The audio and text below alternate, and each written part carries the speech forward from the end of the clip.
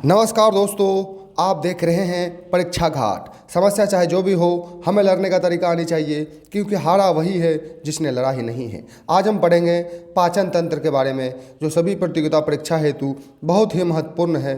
तो हमारे साथ बने रहिए दोस्तों। चलिए शुरू करते हैं। शरीर के जिस भाग द्वारा पाचन क्रिया संपन्न होती है उसे आहार नाल कहा जाता है। ध्यान में रखिएगा, जिस भाग द्वारा पाचन क्रिया संपन्न होती है उसे आहार नाल कहते हैं। पचे हुए भोजन का अवशोषण मुख्यतः छोटी आंत में होता है। पके हुए भोजन का अवशोषण छोटी आंत में होता है। अपाचित एवं अवशोषित पदार्थ गुदा मार्ग से बाहर निकल जाता है। आप समझ रहे होंगे। चलिए आगे देखेंगे। पाचन नली विभिन्न भाग इस प्रकार होते हैं। पहले ग्रास नली, अमाशय, फिर छोटी आंत, फिर बड़ी आंत, फिर गुदाद्वार। यह 5 प्रकार है जो पाचन नली, पाचन प्रक्रिया यहाँ से होकर संपन्न होती है। आपको ध्यान में रखना होगा। चलिए आगे देखेंगे।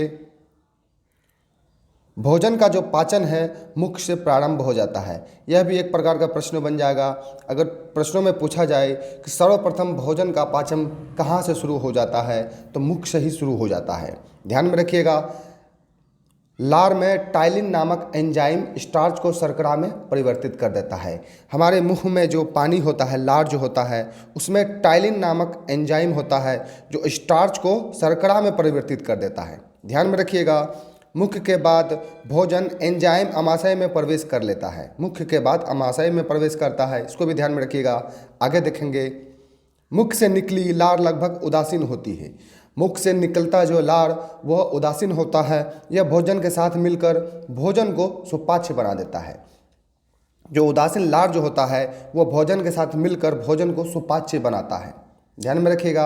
अमाशय में हाइड्रोक्लोरिक अम्ल पाया जाता है, जिसे शॉर्ट नाम है HCl। ध्यान में रखिएगा। अमाशय में हाइड्रोक्लोरिक अम्ल HCl निकलता है जो अम्लीय माध्यम का निर्माण करता है, साथ ही भोजन में उपस्थित जीवाणु को नष्ट कर देता है। HCl हाइड्रोक्लोरिक को पेट का फाइटर कहा जाता है। आंत का इसको फाइटर कहते हैं, जो जीवाणुओं को नष्ट कर देता है। ध्यान में रखिएगा। अमाशय में जठर रस एंजाइम का स्त्राव होता है। ध्यान में रखिएगा। अमाशय में जठर रस एंजाइम का स्त्रावन होता है जो भोजन में उपस्थित जीवाणुओं को नष्ट करते हैं तथा प्रोटीन्स और वसा के पाचन में सहायता भी करते हैं। भोजन के इस परिवर्तित रूप को चाइम कहते हैं। ध्यान में रखिएगा। इस परिवर्तित रूप को भोजन के हम चाइम कहते हैं, जो ड्यूडोनम द्वारा छोटी आंत में प्रवेश करता है। इनको भी ध्यान में रखिएगा। आगे देखेंगे। भोजन का अधिकांश पाचन छोटी आंत में होता है। ध्यान में रखिएगा। सबसे ज़्यादा अधिकांश ज़्यादा छोटी आंत में होता है बड़ी आंत के मुकाबला। छोटी आंत में भोजन अग्नाशय रस अग्नाशय द्वारा, पित्त रस यकृत द्वारा, आंत्र रस छोटी आंत द्वारा मिला दिए जाते हैं। पाचन, अवशोषण तथा उत्सर्जन में सहायता करते हैं। भोजन के इस परिवर्तित रूप को चाइल कहते हैं। ध्यान में रखिएगा। भोजन को इस परिवर्तित रूप को हम चाइल कहते हैं। प्रश्नों में पूछा भी जाएगा, लेकिन आप ध्यान में रखिएगा। परिवर्तित रूप को चाइल कहते हैं। भोजन का अधिकांश अवशोषण इलियम में होता है। इलियम छोटी आंत का भाग में रंसाकूर होते हैं जो अवशोषण सतहों को बढ़ा देते हैं। ध्यान में रखिएगा। इलियम यह छोटी आंत का एक भाग है, इसको भी ध्यान में रखिएगा। आगे देखेंगे। भोजन जो है, इसके बाद भोजन बड़ी आंत में प्रवेश करता है। यह अवशोषण द्वारा भोजन में उपस्थित लाभदायक पदार्थ रक्त में पहुंच जाता है। अनावश्यक पदार्थ मल द्वार तथा मूत्राशय की सहायता से समय समय पर शरीर में बाहर निकलते रहता है। आप समझ रहे होंगे। आगे देखेंगे। मनुष्य के जीभ स्वाद क्षेत्र भी देख लेते हैं।